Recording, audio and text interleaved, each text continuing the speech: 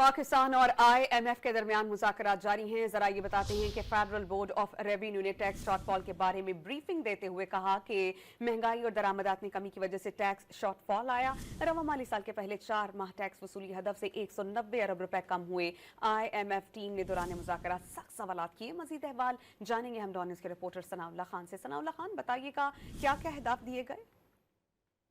देखिए, जो प्रोग्राम में टारगेट तय किए गए हैं उसको रिव्यू किया गया है और FPR की टीम ने आज ब्रीफिंग दी है और इस ब्रीफिंग में बड़े सख्त सवालात का सामना करना पड़ा है FPR की टीम को। खासकर दो इश्यूज पे बड़ा क्रिटिकल था। एक जो शॉर्टफॉल आया, दूसरा जो ताजर सहूलत स्कीम थी जो नाकाम हुई है, जिसमें 3 माह में 10 अरब रुपए वसूल करने थे, जो सिर्फ 17 लाख रुपए वसूल हुए हैं, उस पर भी सख्त बरहमी का इजहार किया गया। और इस हवाले से ये जितने भी टारगेट मिस हो रहे हैं इसके मुतबादिल तजावीज़ मांगी गई हैं, जो आइंदा 3 रोज के दौरान इस पर मजीद बातचीत होगी। ताजर स्कीम के हवाले से FPR का ये मौक़िफ़ था कि जो 2.5% विद होल्डिंग है उसके जरिए वो रिकवरी की जा रही है, लेकिन उस पर IMF मुतमईन नहीं है और IMF चाहता है कि ताजरों को नॉर्मल टैक्स जो सिस्टम है उसके अंदर आना चाहिए और ये स्कीम वगैरह की बजाय जो बाकी लोगों के इस मुल्क के तरीकाकार है इनकम टैक्स का, वो ही इनके लिए लागू किया जाना चाहिए। एनर्जी सेक्टर पर भी ब्रीफिंग हुई है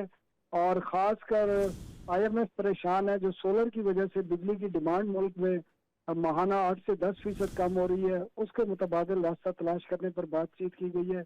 और आइंदा 3-4 रोज में ये देखा जाएगा।